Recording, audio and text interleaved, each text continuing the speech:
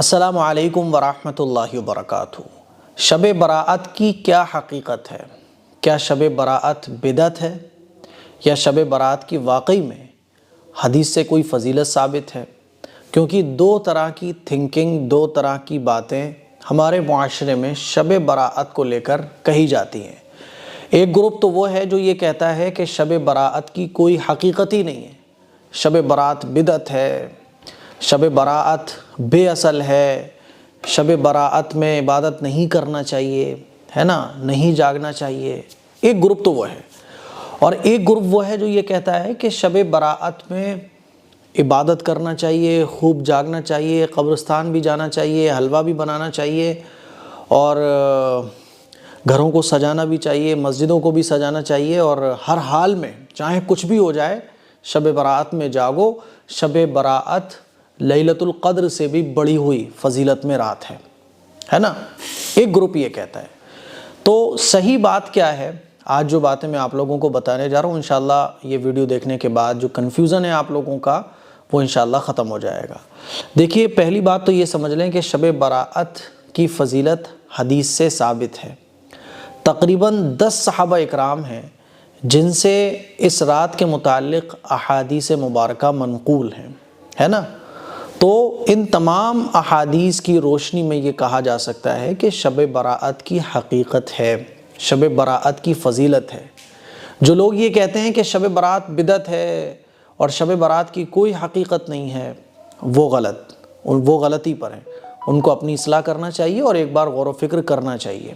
اور جو لوگ یہ کہتے ہیں کہ شب براءت بہت فضیلت والی رات ہے، مسجدوں کو بھر دو، خوب مسجدوں کو سجا دو، حلوے بناؤ، فاتحہ لگاؤ، قبرستان جاؤ، اور شب براءت تو لیلۃ القدر سے بھی بڑی ہوئی رات ہے۔ کیونکہ دیکھنے میں یہ آتا ہے کہ شب براءت میں تو ہمارا محلہ کا محلہ جاگ رہا ہوتا ہے۔ شب براءت میں لڑکے جاگ رہے ہوتے ہیں، گھر میں خواتین جاگ رہی ہوتی ہیں، حلوے بن رہے ہوتے ہیں، مسجدوں کو بھی سجایا جا رہا ہوتا ہے نا۔ اور جب لیلۃ القدر کی 5 راتیں آتی ہیں رمضان کے آخر عشرے میں، تو گلیوں میں ہمارے سناٹا ہوتا ہے۔ تو پتہ یہ چلا کہ شب براءت کو لیلۃ القدر سے فضیلت میں کچھ لوگ بڑا ہوا سمجھتے ہیں۔ تو جو لوگ یہ سمجھتے ہیں وہ بھی غلطی پر ہیں۔ نہ تو شب براءت بدعت ہے اور نہ شب براءت کی اتنی فضیلت ہے کہ آپ اس کو لیلۃ القدر سے بھی بڑھا دو۔ شب براءت میں عبادت کرنا یہ ایک مستحب عمل ہے۔ جیسے ہم لوگ فرض نماز پڑھتے ہیں نا، فرض نماز کے بعد سنتیں پڑھتے ہیں، پھر نفلیں پڑھتے ہیں۔ کوئی اگر نفل نماز کو ہی فرض کے برابر سمجھنے لگے تو اس کو غلط کہا جائے گا، ہے نا۔ اور کوئی نفل نماز کو کچھ بھی نہ سمجھے تو اس کو بھی غلط کہا جائے گا۔ تو یہی بالکل سین ہے شب براءت کا۔ شب براءت نہ تو فرض کے برابر ہے نا، یعنی نہ تو لیلۃ القدر کے برابر ہے، اور نہ شب براءت یہ ہے کہ اس کی کوئی حقیقت ہی نہ ہو، بلکہ شب براءت کی ایک حقیقت ہے۔ جیسے نفل عبادت کی حقیقت ہے، نفل نمازیں ہم لوگ پڑھتے ہیں، ہے نا، سنت غیر مؤکدہ پڑھتے ہیں، ایسے ہی شب براءت کی فضیلت ہے۔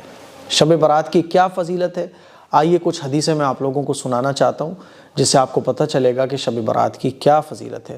حضرت عائشہ صدیقہ رضی اللہ تعالی عنہ فرماتی ہیں کہ شعبان کی 15ویں شب کو میں نے نبی کریم صلی اللہ علیہ وسلم کو اپنی آرام گاہ پر موجود نہ پایا، تو تلاش میں نکلی، دیکھا کہ آپ جنت البقیع کے قبرستان میں ہیں۔ پھر مجھ سے فرمایا کہ آج شعبان کی 15ویں رات ہے، اس رات میں اللہ تعالیٰ آسمان دنیا پر نازل ہوتا ہے اور قبیلہ بنی کلب کی بکریوں کے بالوں کی تعداد سے بھی زیادہ گنہگاروں کی بخشش فرماتا ہے۔ تو حضور علیہ الصلوۃ والسلام استغفار فرما رہے تھے اپنے لیے بھی اور جو اس دنیا سے چلے گئے ان کے لیے بھی۔ تو پتہ یہ چلا کہ شب براءت میں اللہ تعالیٰ گناہوں کو معاف فرماتا ہے۔ تو ہمیں خوب عبادت کرنا چاہیے، اپنے لیے بھی مغفرت کی دعا مانگیں، اور جو اپنے اس دنیا سے چلے گئے ہمارے ان کے لیے بھی مغفرت کی دعا مانگیں۔ اور نفل نماز میں ایک بہت اہم کام ہے جو ہم سب کو کرنا چاہیے۔ نفل نماز جو ہے نا وہ تنہائی میں پڑھنے میں زیادہ ثواب ملتا ہے۔ نفل نماز بنی ہی اسی لیے ہے کہ بس بندہ ہو اور اللہ اور بندے کے درمیان کوئی تیسرا نہ ہو۔ اب ہمارے یہاں کیا ہوتا ہے کہ جیسے ہی شب برات آتی ہے تو پوری رات جو ہے لڑکے گروپس بنا کے گلیوں سے ادھر سے ادھر، اس مسجد سے اس مسجد، چائے کی چسکیں لے رہے ہوتے ہیں، میلے ٹھیلے، ایک میلے جیسا ماحول ہو جاتا ہے، ایک میلے جیسا ماحول، پوری رات جاگ رہے ہیں۔ یہ سارا کا سارا سسٹم شیعوں سے آیا ہے، کیونکہ شیعہ حضرات جو ہے نا، شیعوں کا ایک گروپ ہے جن کا ماننا یہ ہے کہ ان کے ایک امام غائب جو ہے نا وہ اس دن پیدا ہوئے، تو وہ ان کی پیدائش کی وجہ سے خوشیاں مناتے ہیں، گروپس بنا کے پوری پوری رات جاگ رہے ہوتے ہیں۔ وہاں سے پھر ہمارے سنی بھائیوں نے لے لیا یہ سیٹ اپ پورا، تو صاحب چوری کی لائٹ سے مسجدوں میں جھالریں بھی لگا دیں گے، گلیوں کو سجا دیں گے، پوری پوری رات جاگیں گے، لیکن عبادت میں ٹائم اپنا اگر مان لو 5 گھنٹے جاگ رہے ہیں تو عبادت میں ٹائم آدھا گھنٹہ خرچ کریں گے۔ تو ایسا نہیں ہونا چاہیے، آپ جتنی بھی دیر جاگو عبادت کرو۔ تو نہ اس گروپ کی طرح ہونا ہے کہ جنہوں نے شب برات کو لیلۃ القدر سے بڑا بنا دیا، اور نہ ان لوگوں کی طرح ہونا ہے کہ جنہوں نے شب برات کو بالکل ہی بے حقیقت اور بدعت قرار دے دیا۔ شب برات نہ تو بدعت ہے اور نہ لیلۃ القدر سے بڑی ہوئی ہے، بلکہ ایک نفلی عبادت کرنے کی رات ہے۔ جیسے اللہ تعالیٰ نے اور نفل عبادتیں ہمیں عطا فرمائی ہیں، جمعے کے دن درود شریف پڑھنا ہے نا، اور نفل نمازیں پڑھنے کے جیسے ثواب ہے، اسی طرح سے شب برات کا ثواب ہے۔ تو ہمیں مغفرت اللہ سے کرنا ہے، عبادت کرنا ہے، عبادت کرنے کے بعد اللہ سے دعا کرنی ہے۔ دوسری حدیث میں ہے کہ اس رات میں اس سال پیدا ہونے والے بچے جتنے بھی ہوں گے اللہ تعالیٰ ان کے فیصلے فرما دیتا ہے، اور اس سال میں جتنے بھی لوگ مریں گے ان کے بھی اللہ تعالیٰ فیصلے فرما دیتا ہے، یعنی وہ لسٹ پوری جو ہے نا وہ فرشتوں کے حوالے کر دی جاتی ہے۔ اسی طرح ایک روایت میں ہے کہ اس رات میں تمام مخلوق کی مغفرت کر دی جاتی ہے سوائے 7 لوگوں کے۔ وہ 7 لوگ کون کون سے ہیں؟ مشرک، والدین کا نافرمان، کینہ رکھنے والا، شراب پینے والا، کسی کو قتل کرنے والا، اور شلوار اور کپڑے کو ٹخنوں سے نیچے لٹکانے والا، اور چغل خور۔ ان 7 لوگوں کی مغفرت اس رات میں نہیں ہوتی ہے۔ حضرت علی رضی اللہ تعالیٰ عنہ سے ایک روایت میں منقول ہے کہ اس رات میں عبادت کیا کرو اور دن میں روزہ رکھا کرو، اور اس رات میں سورج غروب ہوتے ہی اللہ تعالیٰ اپنے بندوں کی طرف متوجہ ہوتا ہے اور اعلان ہوتا ہے کون ہے جو گناہوں کی بخشش کروائے، کون ہے جو رزق میں وسعت طلب کرے، کون ہے مصیبت زدہ جو مصیبت سے چھٹکارا حاصل کرنا چاہتا ہو۔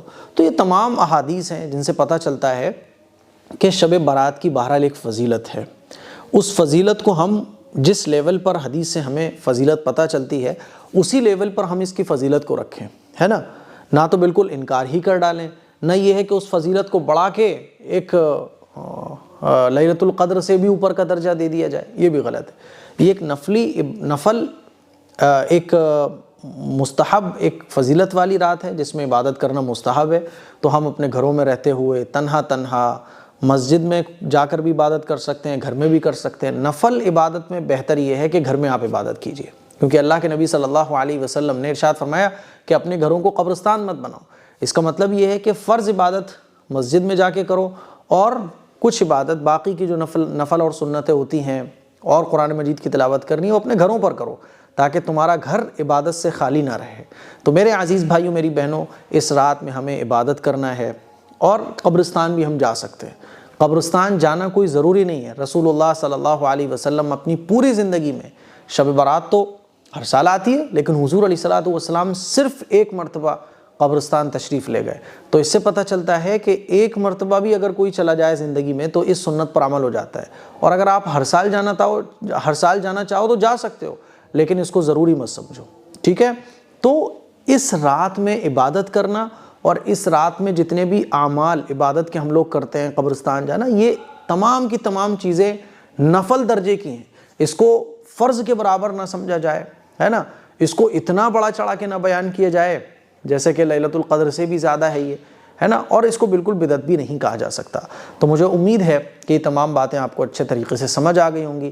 روزہ اگلے دن کا آپ روزہ رکھنا چاہو تو روزہ بھی رکھ سکتے ہو، کیونکہ حضور علیہ السلام چاند کی 3 تاریخوں میں روزہ رکھا کرتے تھے، 13، 14، 15۔ تو 15 تاریخ کا ہم روزہ بھی رکھ سکتے ہیں، لیکن یہ روزہ بھی رکھنا نفل ہے، آپ چاہو تو رکھو، نہ چاہو تو کوئی گناہ نہیں ہے، ٹھیک ہے۔ تو مجھے امید ہے کہ میری یہ تمام باتیں آپ کو بہت اچھے طریقے سے سمجھ آ گئی ہوں گی۔ اس کے لیے کچھ شیئر کریں، دوسروں تک پہنچائیں، اور جو یہ کنفیوژن ہے کہ بدعت ہے یا بدعت نہیں ہے، اب مجھے لگتا ہے کہ آپ کو بالکل کلیئر ہو گیا ہوگا کہ آخر شب برات کی فضیلت کیا ہے۔ السلام علیکم ورحمۃ اللہ وبرکاتہ۔